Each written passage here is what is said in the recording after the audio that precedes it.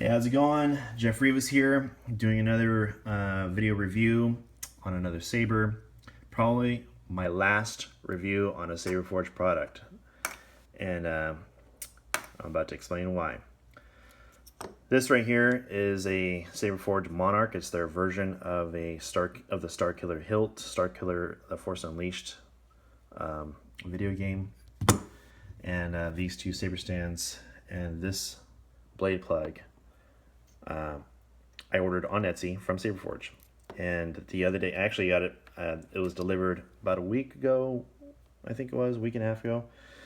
And these railings right here, these grips that go on the side, fell out because they used some type of cheap glue. They probably used like I don't know, like a glue stick or Elmer's glue or some shit, but they didn't use contact cement, and I'm not sure what happened on the side here. I don't know, I might have dropped it. That might have been my fault. But anyways, those things fell out. And let's move on up to the hilt here. Again, you have sharp edges, sharp points. There's a lot of burrs. And this crystal, I don't think it's even a real crystal. I think it's plastic. It's certainly not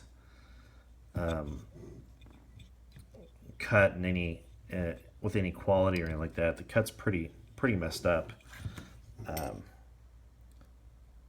it's I don't know if that's dirt inside there or what, but just a really just poor quality. There's an LED that goes up here and it shines through all on the way up. There's retention set screw is for the emitter, for the LED module and the emitter. Now these blade plugs, the one on the right here, this is an Ultra Sabers blade plug, and this one on the left is a SaberForge blade plug. And I'll show you here that if you look at the way this one's cut, it's cut at a slant. Maybe it's better if I just did it this way, huh?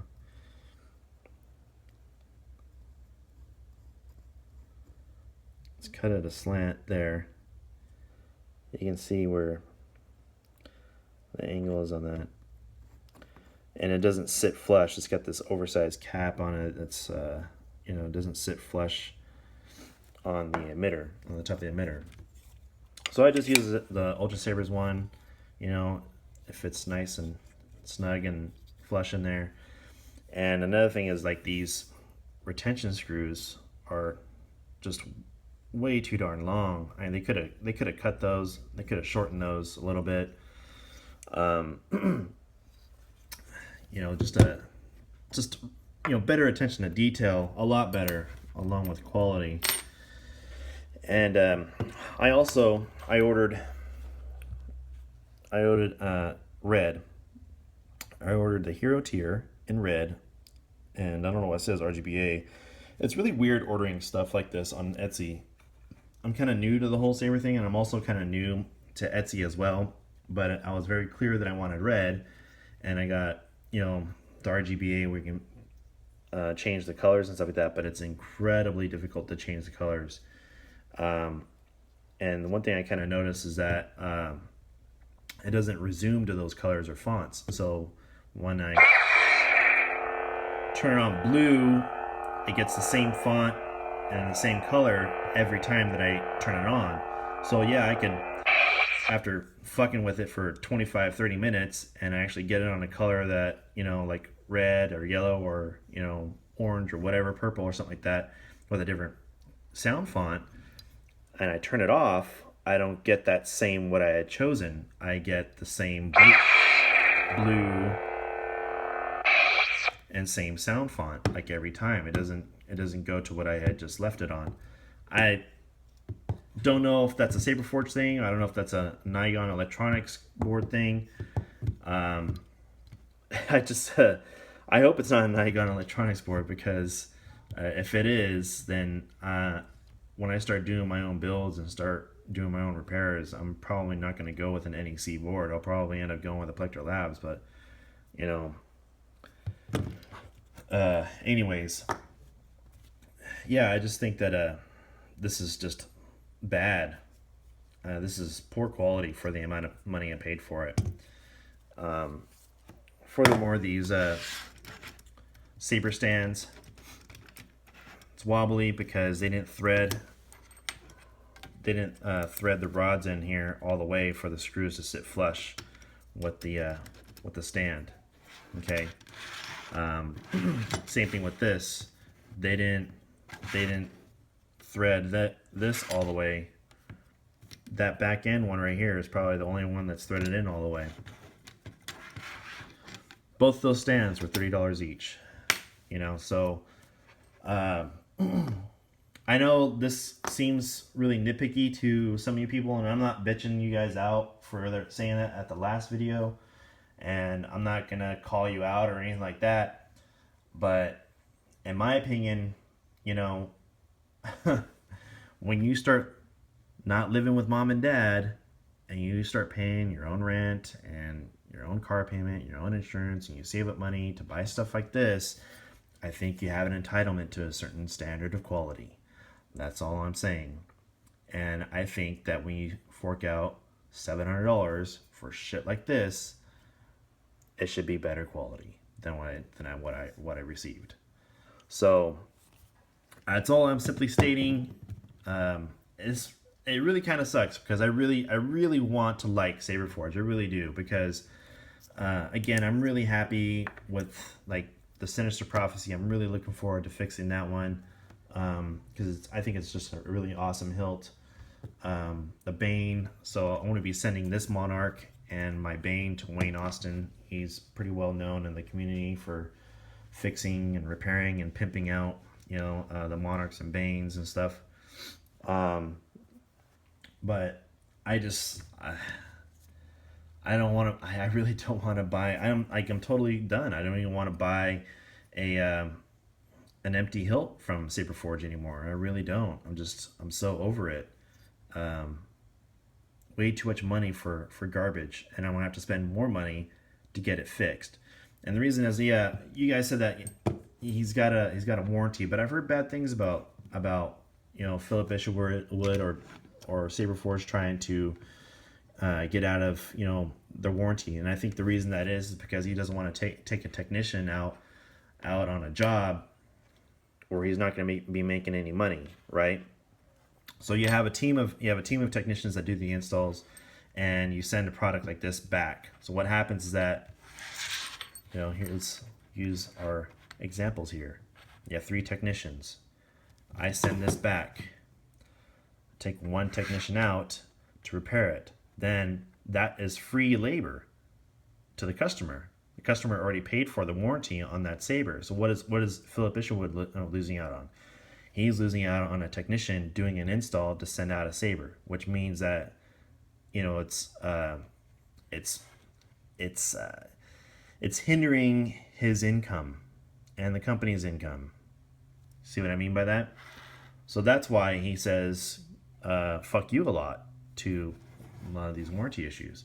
And really, why would I want, to be honest with you, if I buy 4 different sabers for him and each and every single one of them have the same identical issues or worse, that's like 100% hit ratio on that. You know, it's just, you're on target all the time. It's almost like you're putting effort into that. And if I'm gonna stick someone to their warranty and stuff like that, what are they gonna do? They're just gonna use more spit, cum, and baling wire to fucking put it back together. And what am I gonna have to do? I'm gonna have to fork out more money for shipping to send it to someone like Wayne Austin or another reputable sabersmith to fix it for me. So I might as well just fucking do it anyways. I think it's totally unacceptable. For those of you who are major like SaberForge fans and stuff like that, more power to you. You know, get them empty. I'm still stuck on that. You know, I just wouldn't want to pay for a complete install for electronics. And at this point, I'm pretty much done. You know, I've given them all the money that I'm really willing to give them. And that's pretty much it. That's my rant on it.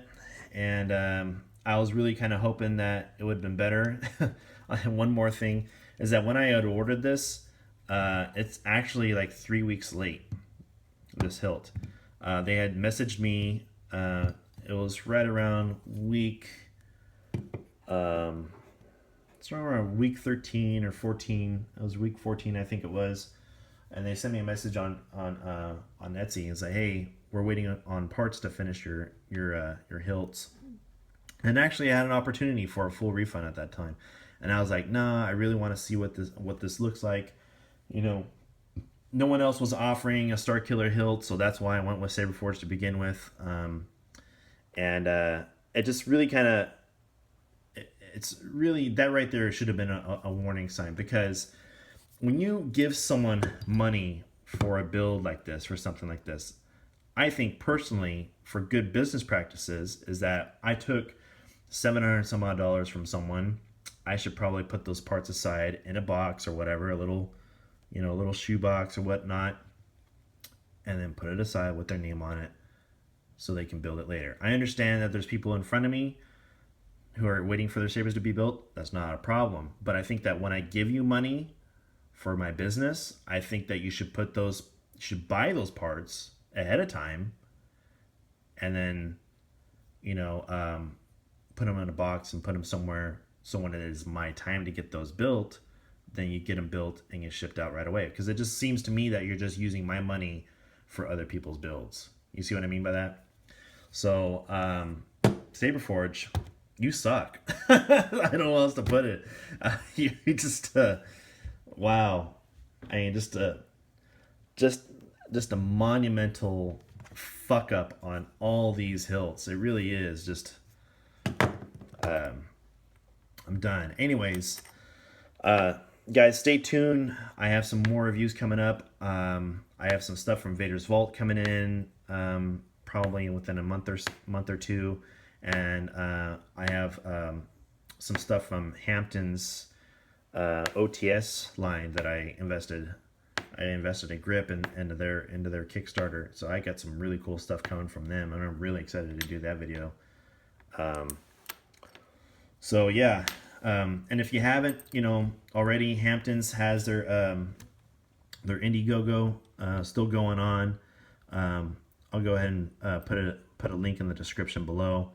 But yeah, look into that stuff because it's really cool. You can go on. They have like a 3D saber builder program that you can, like, out of all their all their parts and whatnot, you can get crystal chambers and make staffs, make pikes or whatever. It's pretty cool.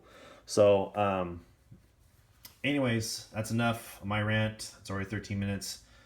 Thanks a lot for watching, and just stay tuned, subscribe, hit the like button or whatnot. Thanks a lot. Take it easy. Bye.